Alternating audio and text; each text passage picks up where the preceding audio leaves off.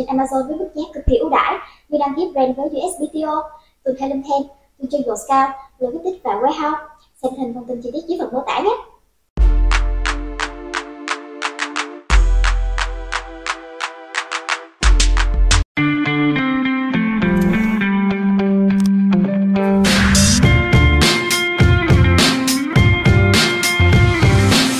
Is Amazon DSP actually profitable?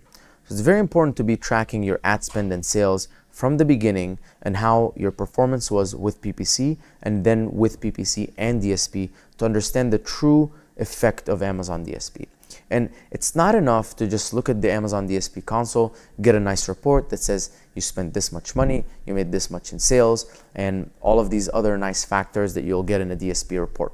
What really matters is you were spending $1,000 a month before DSP. Now you're spending $2,000 a month, so you've doubled.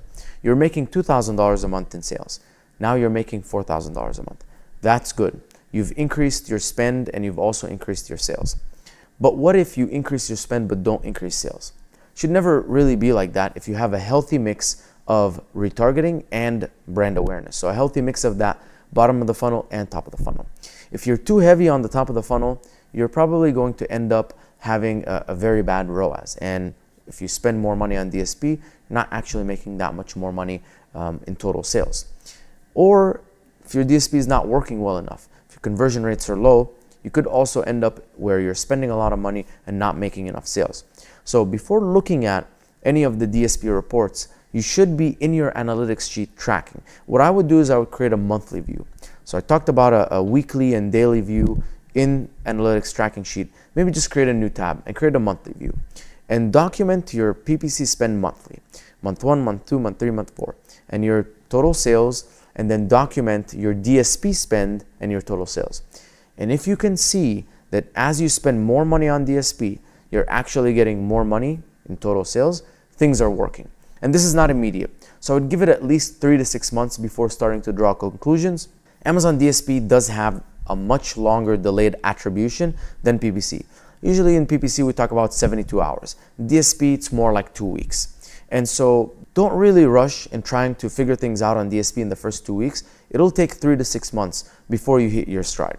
But in those 3 to 6 months, at that point, if you're not at a point where you're spending $1,000 more and getting $3,000 more in total sales or more, a healthy ROAS, a good ACOS, then something's wrong. And if you've gone through a lot of cycles of optimizing and changing factors and split testing and you still can't figure things out and your conversion rate is pretty good, there might be an issue with the management.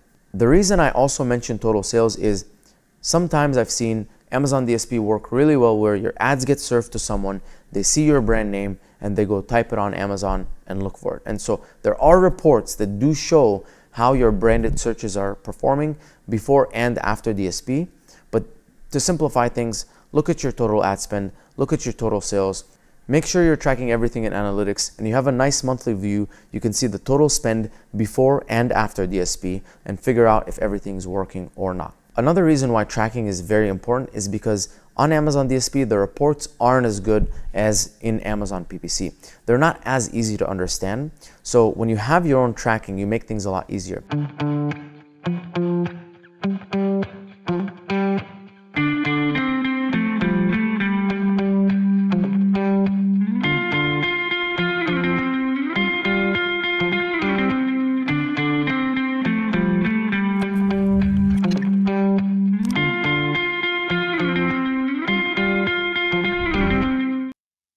Chị đang bán hàng trên Amazon. Scout cung cấp các dịch vụ dành cho các nhà bán hàng trên Amazon với mức giá cực kỳ ưu đãi như đăng ký brand với USBTO, tuần theo link thêm, tuần chơi Scout, lợi quyết tích và warehouse.